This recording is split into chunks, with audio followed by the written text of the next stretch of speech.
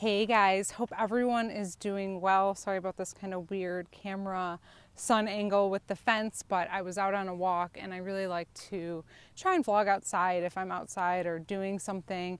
And I've been thinking a lot, and it's been a while since I vlogged, and I know I came up with this expectation that I would do 3 vlogs a week, and then I moved it to 1. I've been pretty good about sticking to the 1. But I've been doubting myself and having all these back and forth thoughts, which I know you guys have heard me talk about, so I'm not going to go into that any further. But what I've been thinking about and what I really want to talk about today is expectations. I particularly have extremely high expectations for myself, people around me, people I work with, and I've just been thinking about that a lot. And I mean, I'm an achiever, so a little bit of perfectionist, a little bit of wanting to be the best, a little bit of wanting to work the hardest. And I don't know what real benefit that gains me. I don't foresee myself changing anytime soon, but I've been thinking a lot about trying to be a little bit more realistic and a little bit more kind to myself, because I get locked into the I have to do this, I have to do that. I can't not do X, Y, and Z. Look at that wrinkle right there. Anyway, sorry, it's very distracting. I don't know if it's the fence or what. But and how do I adjust that to be more realistic? Like, I literally will feel guilty if I'm not reading a book at night or not watching a podcast. I never watch TV. I'm never just laying on the couch watching TV. I'm either working out, trying to better myself, reading books, and those are all really good qualities. I get that. But when do you take the point of your expectations are really high and adjust them to be more realistic? Am I going to regret working 24/7 and not spending time with the people I love? Yes. So I have to start thinking about what are those things that I'm going to regret? And same for you guys. Like, if you are performing at a really high rate and you have these really high expectations, or even if you don't and you're not doing the things that you want to do, are you thinking about the things that you might regret? I definitely will have regrets. It's way more important to spend time with people that you love, friends and family, and taking a break and going out and doing happy hours and doing all these things. It's like when I get in this mode of like, I'm working really hard, I'm working out really hard, I hold myself to these standards and I don't give myself permission that it's okay if I don't do X, Y, and Z. If I don't wake up at 6 and go to the gym. If I don't work and answer every single email and solve every single problem every single night. And I just don't think that that's realistic for normal life. And I think it's more important to maybe leave work on time and spend time with the people that you love, because in 5 years, that's what you're going to remember is spending time with those people, loving those people, and appreciating all of the things that you already have instead of trying to do more and want more. This is a really hard concept for myself personally, because I do always want more. I want to achieve more. My expectations are very, very high, like I said.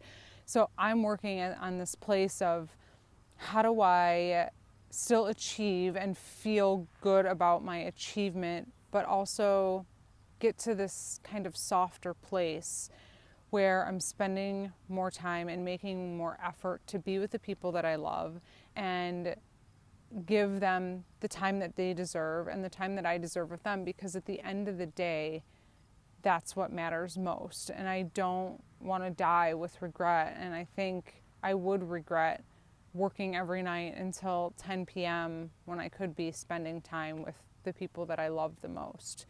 So really trying to find that balance right now. And I thought it was something important to vlog about, because I do think other people get in that scenario and situation. I don't know that people have this, I do think a lot of people have these high expectations like I do, and these goals and push and perfectionism and don't want to make mistakes. And I think then there's people on the other side that don't want to take risks and don't do things, and they will also have regret too, and not take the time and spend time with people that they care about and love. So really the goal is to try and adjust your expectations and appreciate more of what you have. And when I say I want more, I don't want more things.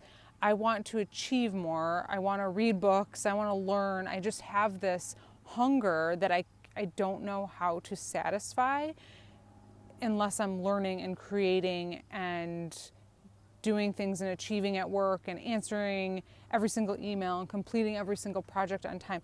I can't not do that. And I'm trying to find the ways to adjust those expectations to be more realistic, to enjoy life, have a better balance, but also just appreciate the things I have in my life more and spend time with the people who really matter versus sitting behind a computer every day.